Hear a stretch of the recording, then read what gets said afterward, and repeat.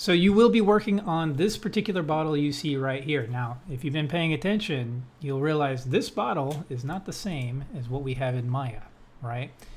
I will be using this model for the demonstration this evening, but for you guys, what you're gonna do is you're gonna go ahead, select that bottle, and you're gonna hit delete, all right? You will not be using this bottle. And instead, you're gonna scroll down, and you're gonna download the bottle asset and reference. So this is going to include all of the files you need. So go ahead and download that real quick. I'll just throw it on my desktop and unzip this.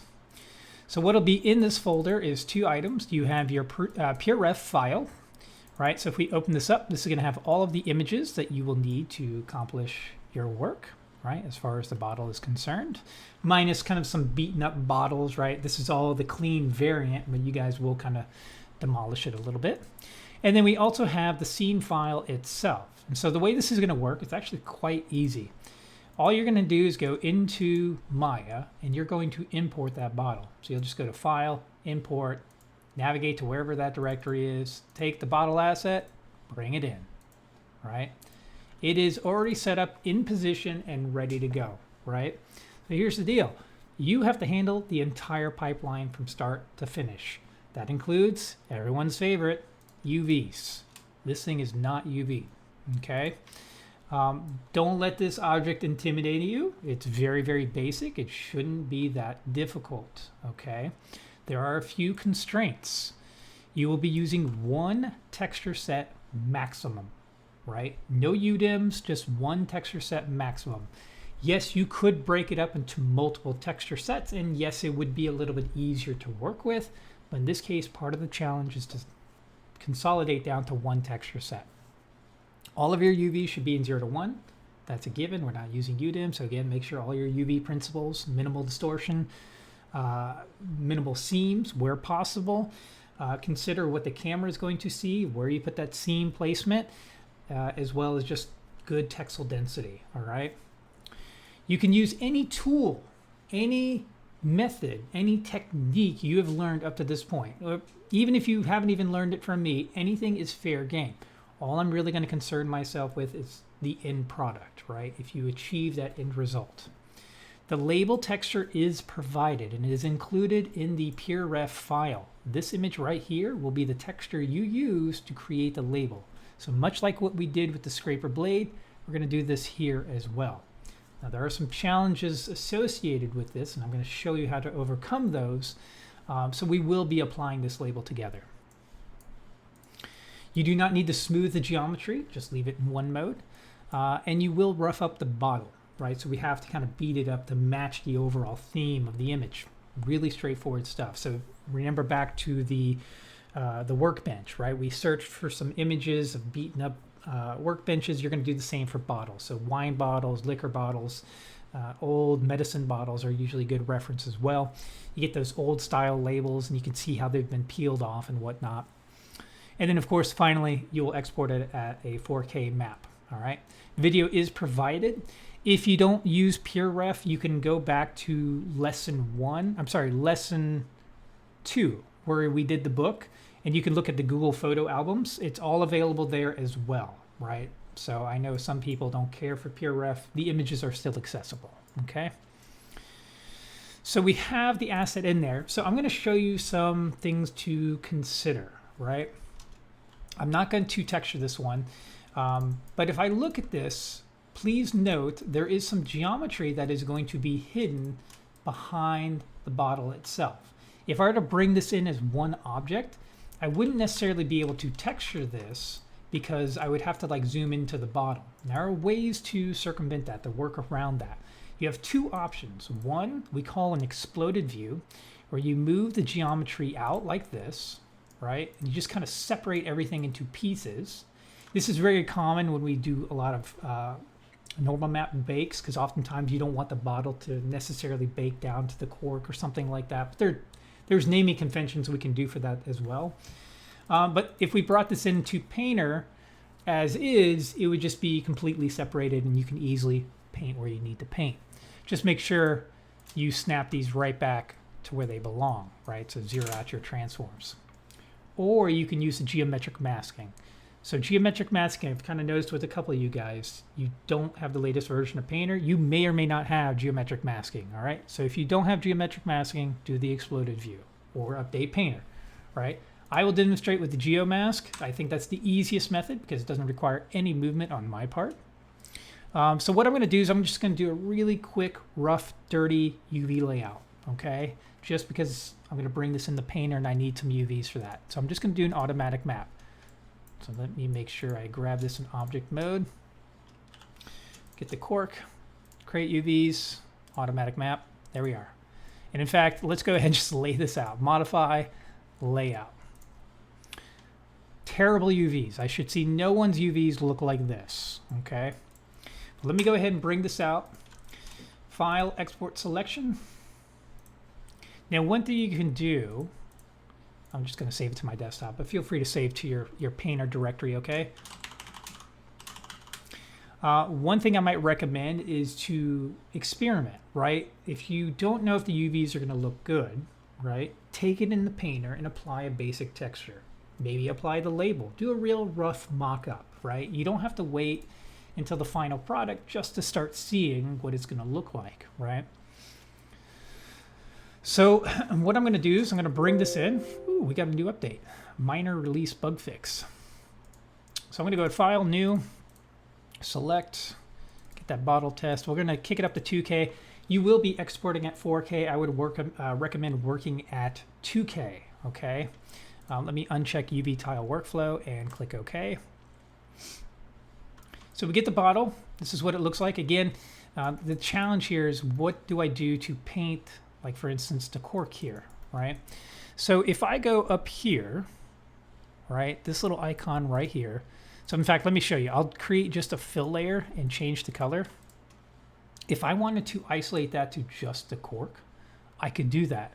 If I click on this particular icon, which is the geometric mask, I can disable everything but the cork, right? So this is the cap and the cork. And once I've done that, if I click back on the material and then isolate, I can now just focus on this guy, right? And then you can easily just paint on this piece. Now this works on groups, this works on fill layers, this works on materials. There's no limitation here. And you can mask on top of this. So you can blend these elements together, okay? So if I just want to do wood for whatever reason, I can do wood, apply it. In fact, I could group it and then do the geometric mask here and then go back to isolating it. And now I can just focus on that particular element. Okay, so that's how you're going to kind of navigate that. Any questions on that? Make sense?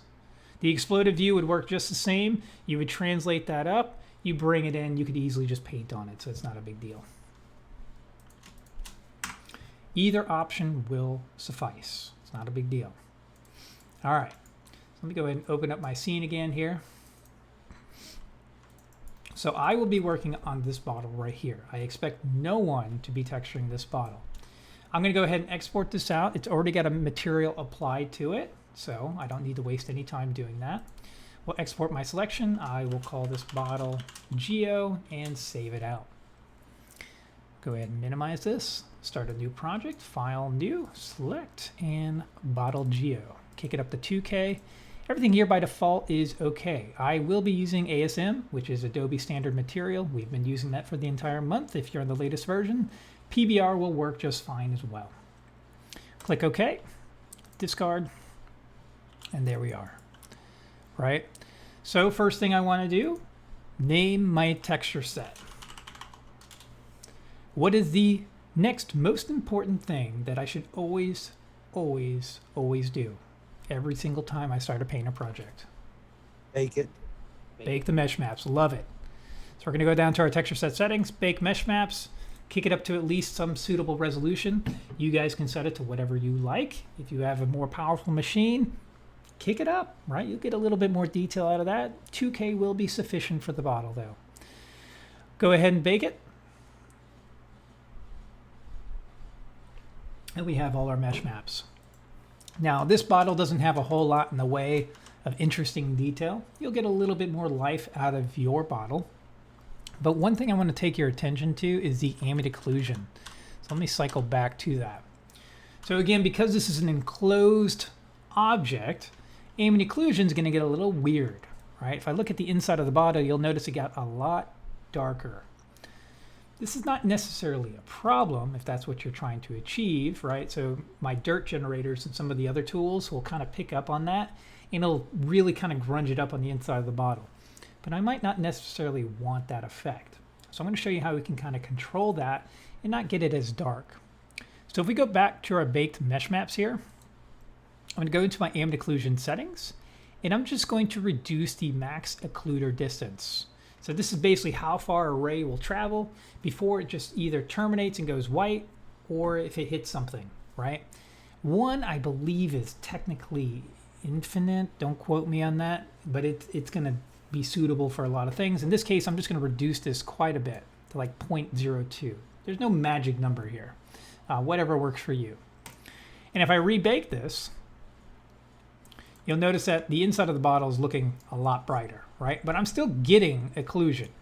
I'm not losing it. I'm just not getting that intense effect on the inside. Again, whatever works for you that gets what you're trying to achieve is totally acceptable, all right? Just something to be aware of. Now, another common question is, how do we make glass, right? How do we make something that looks transparent in Painter? Now, I haven't had a chance to fully experiment with some of the new tools with the ASM, the Adobe Standard Material. I believe they've introduced some basic controls. So we can actually play with the shader itself if we go to the shader settings. And if we kind of look at this, you can see like common controls like ambient occlusion, sheen, clear coat, subsurface, things like that.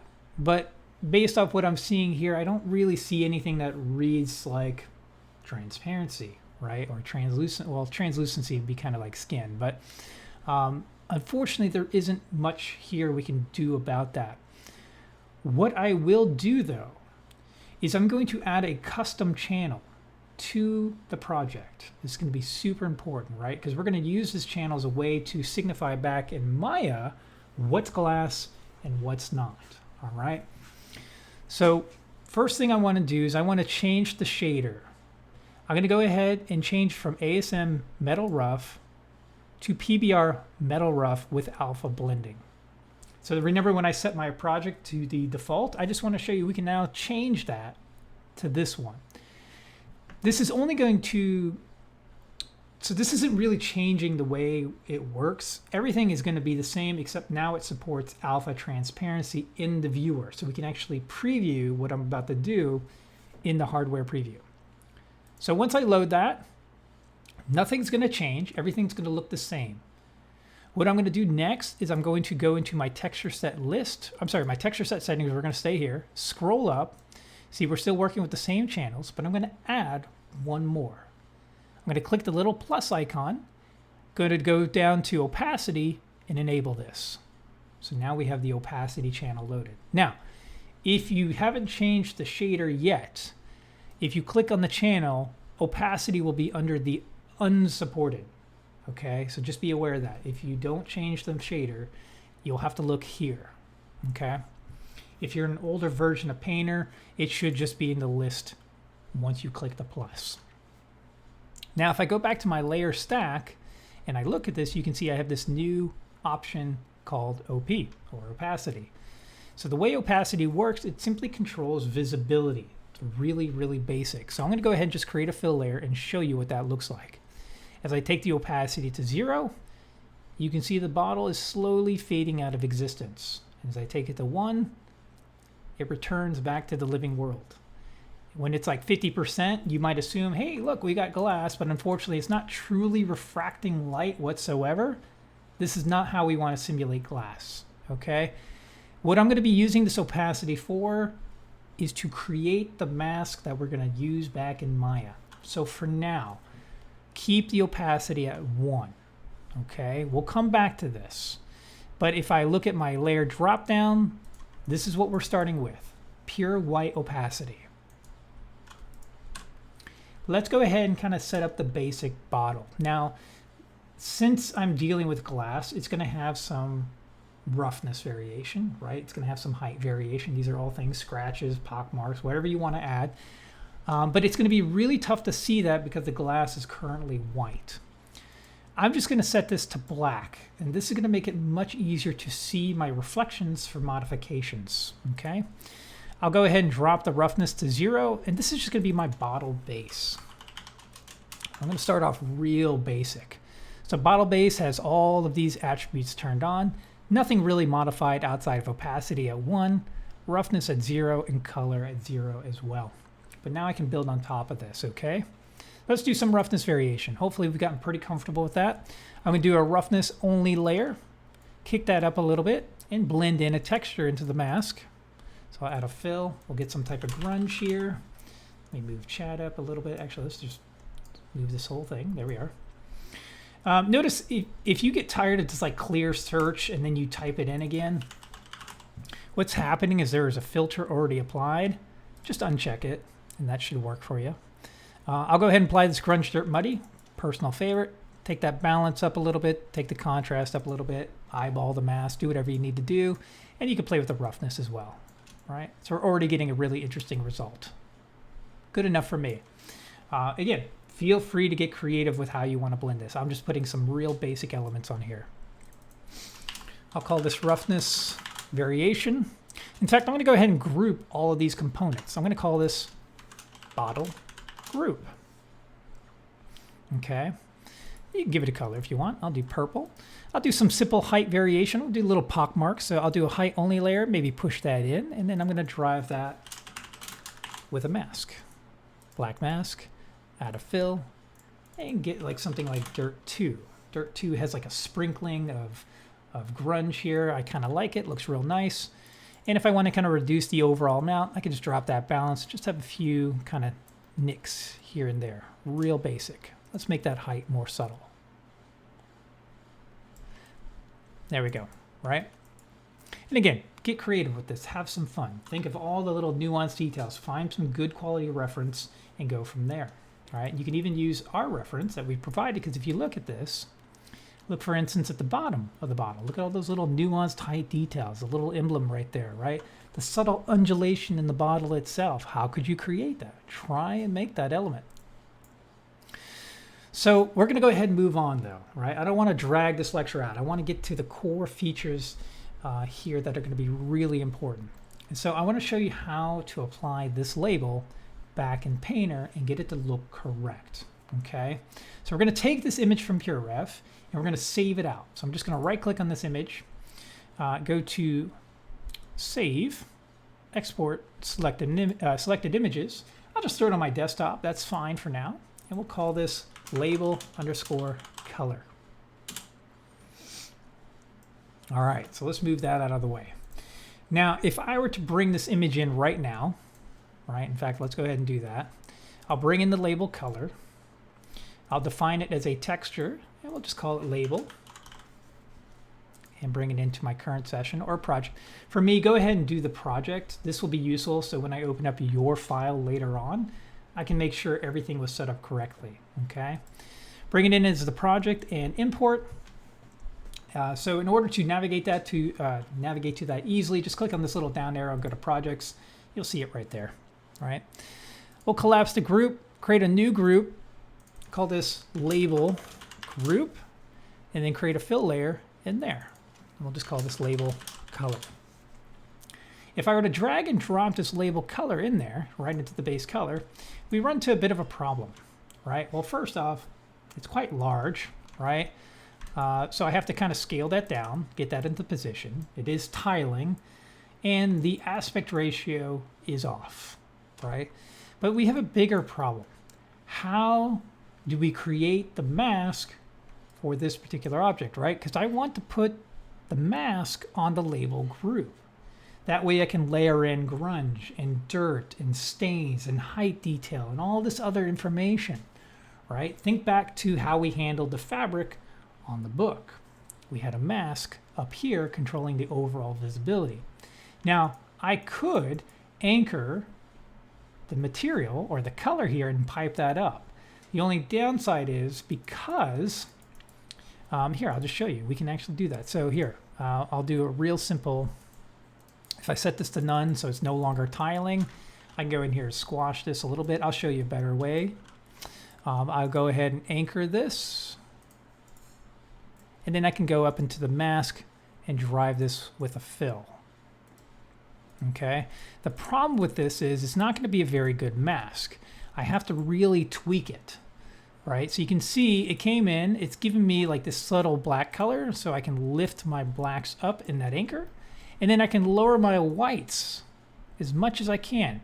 Now I'm reaching a point where it is white, and it is working, right? You can kind of see that the black has disappeared, but some areas of the mask are fading the label because they're gray or black. So, okay, what if we push the levels further? The problem here is I'm going to start to alias my texture. See how it's starting to pixelate very poorly? I'm losing that nice organic edge, especially down here, right? It starts to turn to like a stair step. This is something I want to avoid, but I really still don't feel like hand painting this all white. I'm lazy. So let me show you a better solution. So I'm going to delete all of that. And in fact, we're not even going to use this. So in order to remove this, I'm going to go up to File and Clean and just click OK. So it'll remove anything that's not assigned in my scene and just purge it out. Okay. We're going to go, oh boy, I didn't consider this. All right, we're going to Photoshop. Please work this time. I had some login issues last time.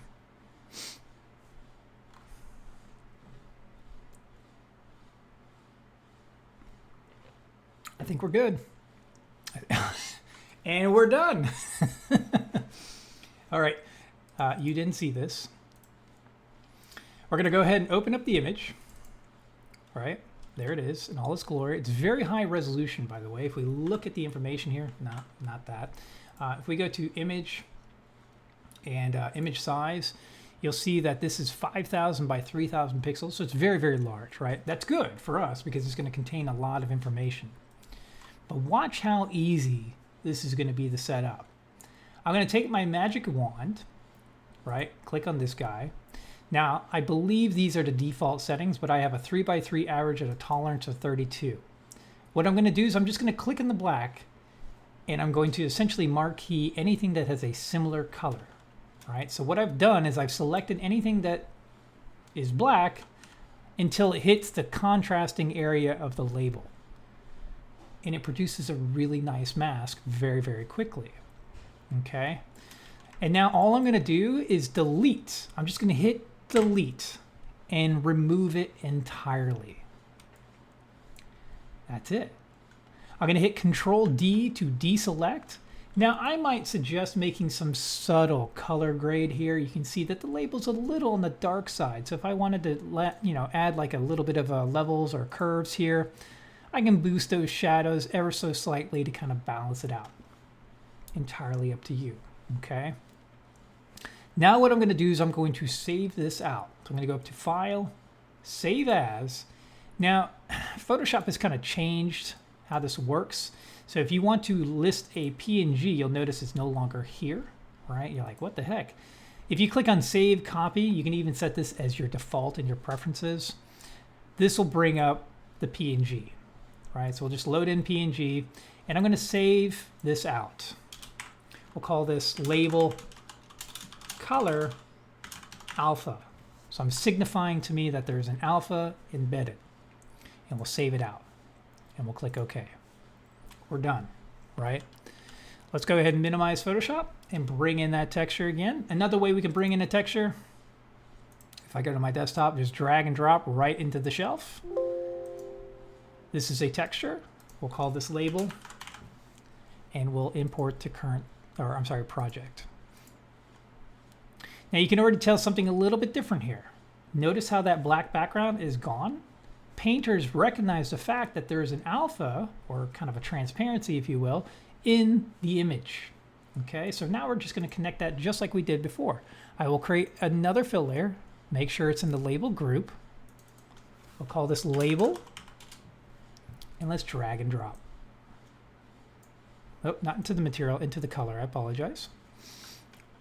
Let's go ahead and position this. So it looks like I have a mask up here, so I'm not seeing it right now. So I'm going to just remove that mask for now. We'll come back to that. Let me scale this down, get it into position, right? Let me turn repeat off, set it to none. And now I kind of want to handle the aspect ratio, right? I could eyeball this, and that looks, you know, pretty good. But if I want to be a little bit more strict about it, what I'm going to do is actually type in dimensions over here in the UV scale. So let me go ahead and do that. I'll grab the properties of this image, look at the details. I can see the resolution here. And so I'm essentially going to type that in. So we have the width and the height. Now I can't type in 3,240, right? 3,240 because it's going to clip to 128. But if I type in 3.24, it'll work, right? And then if I go a little bit further, we got the 5 here, 5.326, 5.326. So I was close. I wasn't close enough, right? Now, if I just hold Shift and mark or drag on the corner here, I'll get a much more consistent result, right? Now I know the aspect ratio is set up. And there we are. The label is applied. But again, we run into that problem. This black backdrop of the image is still there. But we brought it in with transparency. Check this out. I'm going to anchor this label one more time. I'm going to go up to the group, create a black mask. I'm going to drive that mask with the anchor. So I'll connect the fill, go into my grayscale, find the anchor, and grab the label. Now it's doing the exact same thing as it did before, right? The exact same thing. But if I go into the fill and look down at my alpha behavior, right now it's set to keep alpha. If I change it to extract alpha, it's going to look back at that image I brought in and say, oh, there you are, bring it in. And just like that, our alpha is set up beautifully with no fuss. And in fact, because this is anchored, I can now move this around wherever I want. It all updates beautifully. Okay. So I'll go ahead and position that right there. Any questions on that? How we feeling? This is a big step right here. This is going to be a very important step. I think you explained it pretty good, sir. Fantastic. Good. So now we have this beautiful label applied, but again, we haven't done anything to it, right? So we got to get a little bit more creative. Think about how we can add stains. So if I wanted to break this up, so first off, maybe let me give it a little bit of height to kind of push it up off of the bottle, right? Just enough to where I get that little glint right there. Maybe I make sure this is real dry, right? Notice how I'm getting the little pock mark showing through. Maybe I want to keep that. In fact, I think I will, right? Everything here is fine, but I want to build on top of it. So let's get a little bit of grunge. So I'm going to add not just a fill layer, but let's do rust of all things, right? More of this rust. Now, that's not to say that's all you need to use, right? Again, get creative. I'm going to take the rust, blend it right above the label. And because my mask is set up in such a way, I can start to blend it just here.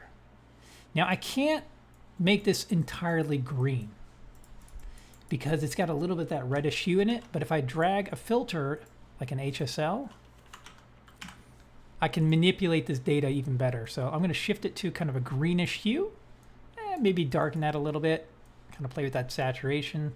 And so that's kind of overriding my material qualities here. So it's changing the color based off the HSL. But take a look at this, black mask, add a fill. Get some type of grunge. So maybe like these grunge stains heavy. Plug this in.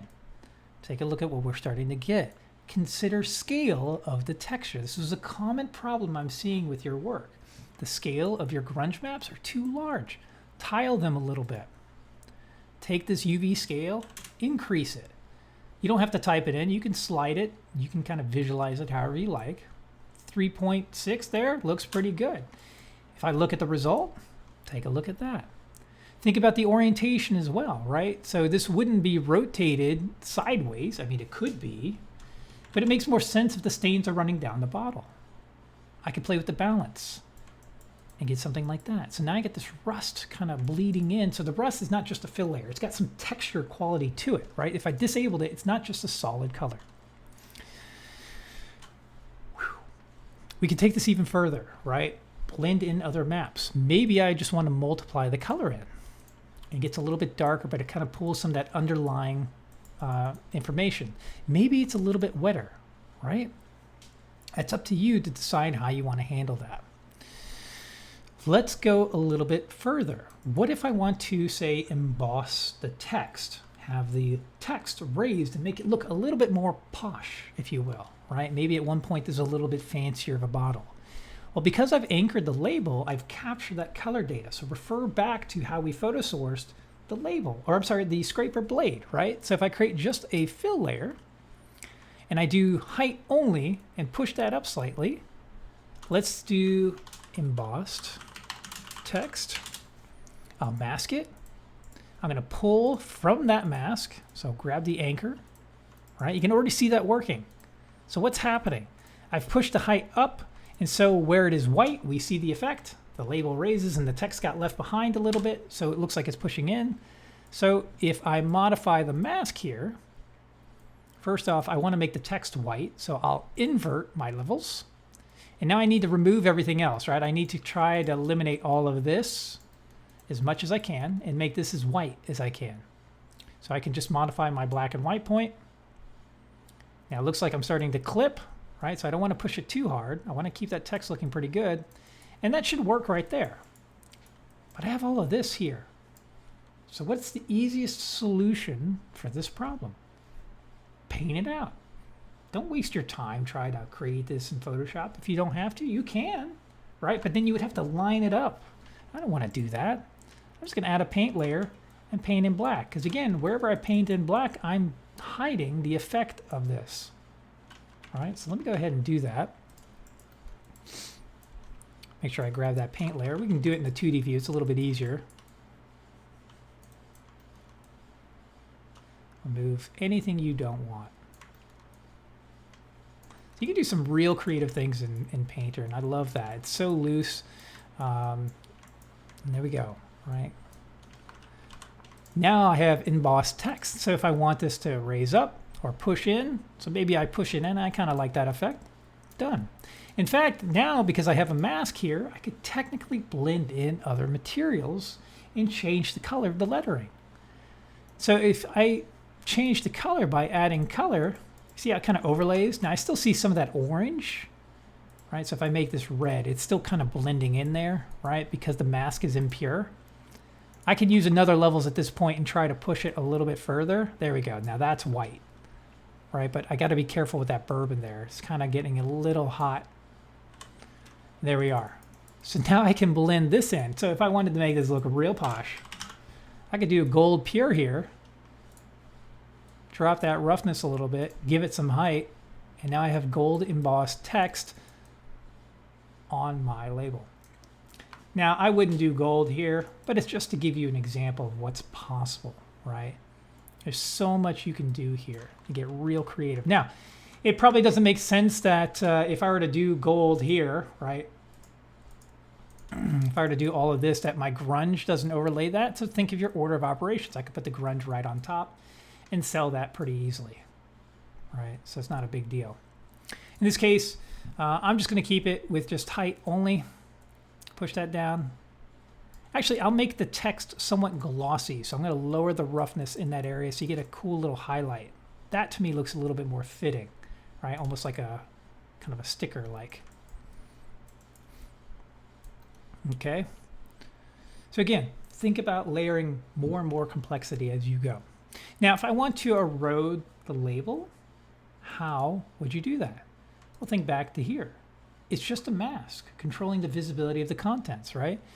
So if I add like a paint layer here and start to paint in black, I can start to remove the label, right? But I don't want to paint it. Let's get more creative. What if I add a fill layer and try some particular grunge? We have all kinds of types of grunge maps. Now, again, your results may vary. Experiment. Some will definitely work better than others. So if I try this one, a little too busy, right? Also, it's kind of affecting the whole thing. So I already know I'm going to have to multiply this down, just like we did with the pulley. So if I multiply the effect, it'll only show where the label is. but you can see it's still a little busy and it's kind of fading out a bit strange. I can adjust the contrast and the balance, and that might get something interesting, but I don't want to push the contrast so hard where it looks a bit strange. So I'm going to go with the Grunge Map 04 here and just throw that in and use that instead. Don't like the effect? Let's invert it. Let's kind of push that contrast and the balance just enough to remove enough information. So now I'm chipping away at the fabric with no effort whatsoever. And I can adjust the rotation. I can adjust the scale, which doesn't look too good. I can adjust the position as well, right? I can get that exactly where I want it, okay? Now I'm not cranking it. I'm not going to put that contrast at 1 because that's going to alias, so a little feathering is okay. But maybe artistically, I'm not happy with it showing up or removing this particular area, right? I kind of want to keep some of that. That's like a very central part of the bottle. So again, add a paint layer, paint in white, and paint it back, right? There's nothing preventing you from making artistic choices here. Now it gets a little bit trickier over here because I don't want to paint in white on the edge, right? Because that's going to create complications. Now that black part of that label is coming in. So you will have to get a little bit more savvy here. Maybe you just don't paint right up to the edge, right? Or you could always take the existing information, subtract it out. No. It gets a bit strange at that point, right? Don't make it complicated. Just if you don't like it, change it. Try a different seed, right? Does that look a little bit more appealing? Maybe. I kind of like that. It's a little less aggressive. Maybe I increase the balance a bit and see what that does for me. Okay. Now, what I want to challenge you with is consider what happens when you tear the label. What gets left behind? I don't think I have anything near me. Let's see. Yeah.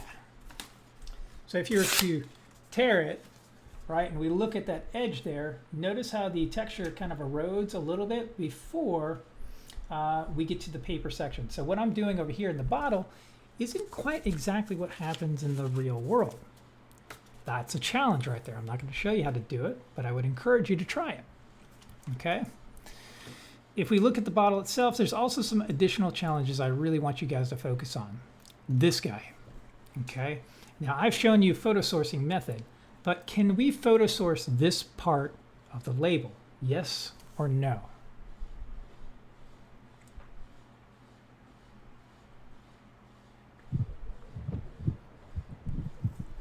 What do you think? Can I pull this image and use it on the bottle?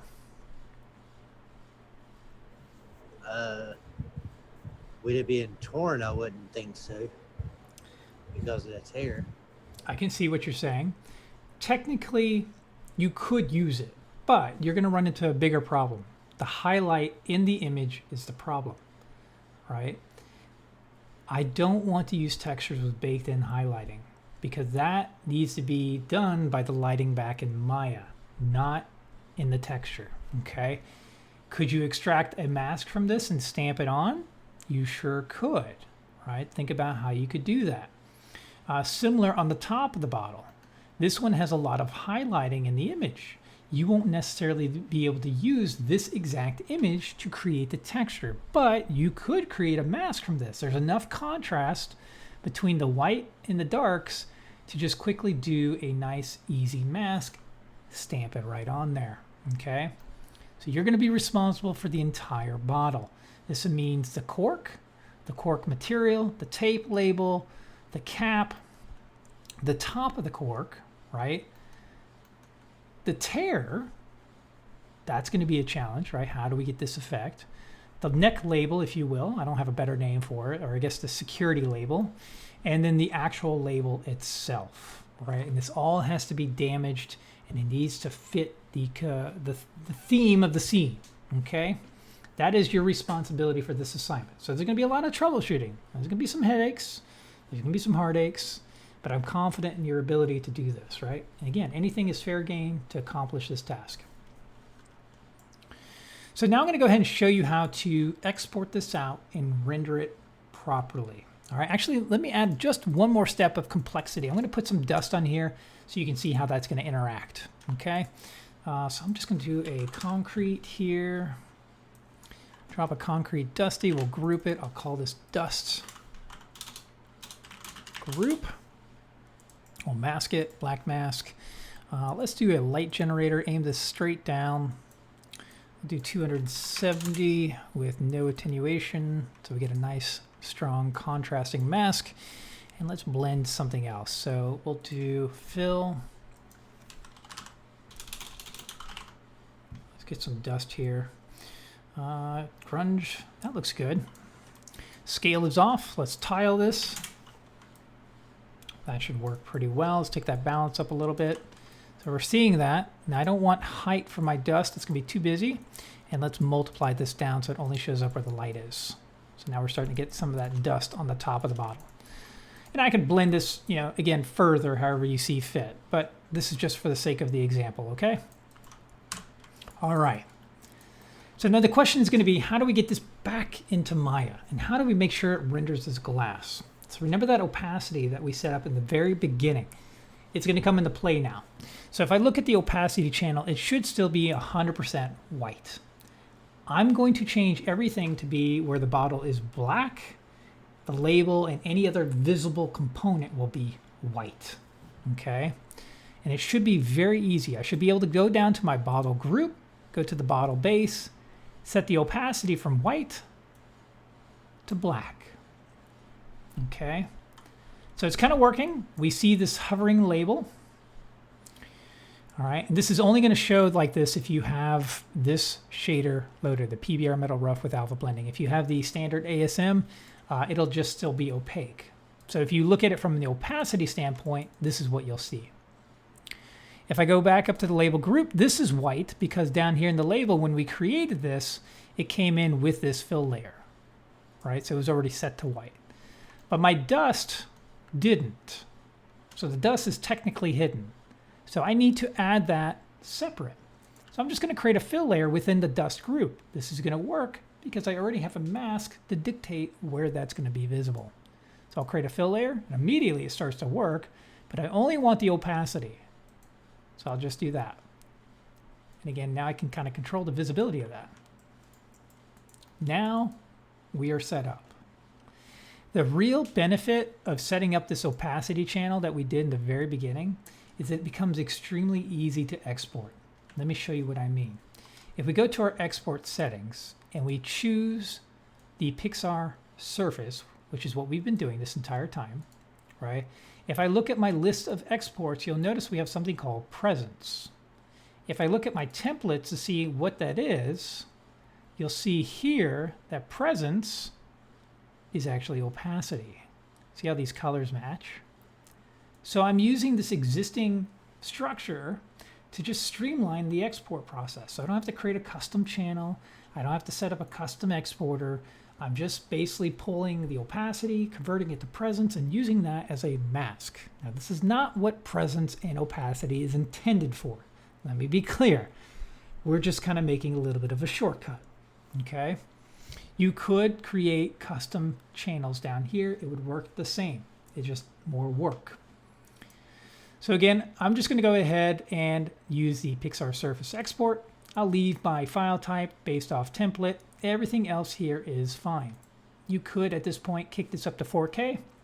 Why not? I'll do that. And let's set our output directory. Source images, we'll create a new folder, call it bottle, and save this out. Okay, let's take a look at our output directory. So we should get a series of maps. We're not using the displacement. You can just technically delete that, but everything else here will be useful. What I really want to take your attention to is this presence map. Make sure, or at least take a look at your presence map. Make sure it looks somewhat similar to this. Yours is not going to be a perfect match, but your label should be white. And any components you add should be white as well. So the neck label, the cork, all of those should be solid white. The bottle should be predominantly black. That means we're going to make that transparent back in Maya, okay? If it's not, if it's solid white or solid black, go back in the painter and troubleshoot. So let's go ahead and render this out. Now, I don't think I have anything in the scene, so let me go ahead and create just a dome light for now. I'll do the bus garage, and we'll boost the exposure. All right, so this is rendering over here. Beautiful. Definitely not glass. All right, so we're going to assign a new material. So we will be using a slight modified version of the Pixar surface. So we type in Pixar surface and go to render ban. You'll see it right there. I'm going to use something called Pixar layered surface. Okay, it's essentially the Pixar surface with layers. Big surprise, right? It's the same thing, but with layers. Let me go ahead and load that in. We can go ahead and render this out. But where I think this really benefits the C is actually in the hypershade. All right. So let me go ahead and graph this out. I have my bottle selected. I'm going to just click Graph Selected Objects. And this is what we're presented with. Okay. Let me move this over a little bit so you can see that better. So this will render back here. In fact, if I wanted to, I don't need to render the whole frame, so I'm going to just crop a region here so it's a little bit faster. All right, so what are we dealing with? We have the material itself, the Pixar layered surface, the shader group, which gets created when we assign the material to the object, the mix node, which is essentially our layer stack. So if you look at this, layer 1, layer 2, layer 3, and so on. And then we have the two materials that by default that it comes with. So layer 2, layer 1. Now it's kind of weird, right? If you look at the naming convention, layer 2 is actually going to layer 1 and layer 1 is going into the base layer. I don't know why they name it that way, but they did. Okay, so let's just go ahead and organize this a little bit. So layer 1 is going to be our bottle. Let's go ahead and name it as such. Layer 2 is going to be our label. All right, note the order, right? So if you missed that, I did swap them, right? So I'm going to make sure those are just organized. Now, the way this works is we have one layer that's visible on top of the other. So right now, the label, if you go to your mix node, I'm going to go ahead and disable layer 1. I'm just going to remove that. Because what I'm going to do is I'm going to start to modify the bottle layer to be more like glass. So let's click on the bottle. We're going to go down into the glass attributes, and we're going to turn it on. I'm going to enable it. I'm going to set both the refraction and reflection gain to 1 and 1 respectively. Now it's going to look a little strange because by default, diffuse is enabled with that layer. I want to turn that off. Now we have pure glass. Okay, with proper refraction, it's actually refracting the scraper blade right behind it. If I want to give it a little bit of color, I can adjust the refraction color. Use with restraints. A little bit of color will go a long way, right? If you start to decrease that value, it'll go pretty much opaque almost instantly, right? If I bring it even up to here, it's still very, very dark. So let's go ahead and make this somewhat of a more interesting color. I'll lift that value a little bit. Kind of a light off color blue. I like that. That looks good to me. And done. Now I still need to connect in my textures, right? I haven't brought those in just yet. So we're going to go ahead and perform that process. So I'm just going to hit tab, or you can go over to create over here. Same thing. Add the Pixar texture. Actually, let's do it the easy way because I think RenderMan 24. No, we'll do it the hard way. Pixar. We'll do it both. How about that? Pixar texture. We'll load it in. We're going to name this roughness. Yes, we'll call this bottle underscore roughness because that's what we're going to need initially. Okay. Click on that. Go on over, load in your file. That's a UDIM test, so we don't need to be in there. Look for the bottle. We're going to grab the roughness, specular roughness. Remember, we're not going to linearize the roughness map. We're going to leave that alone. And so what I'm going to do is I'm going to connect this into the RR roughness, which is this attribute down here. Right? So let's go ahead and do that. So if I middle mouse drag and connect it, you'll get the prompt, right? But we can do the exact same thing. I can grab that red channel and connect it all the way down at the bottom. So we're looking for RR roughness. We'll know we've been successful if this channel goes yellow. And if we give it a couple seconds, you'll start to see the label with that high roughness come through. Let me show you another way. If you're in RenderMan 24, these attributes are exposed down here at the bottom, so I can just take the red channel and connect it right into the RR roughness, and I'm done. A little bit easier, all right? Or if you just click on this little node, I'll repeat it one more time. If you click on the little node here, load in the Pixar texture, 3 ways here, it'll automatically connect it for you, right? And you can already see it pull the exact channel we needed. I'll just rename it and load that in. So we'll grab the roughness, and there we are. Same thing, all right? By the way, if you don't want to see the whole layer stack, you can hit 1, 2, 3, and 4. It changes the way it's viewed. I'm just going to hit 2 because that's all I really need to see right now. Okay. Let me go ahead and connect in the normal. So I'm going to hit Tab, type in Pixar normal map. We'll call this bottle normal.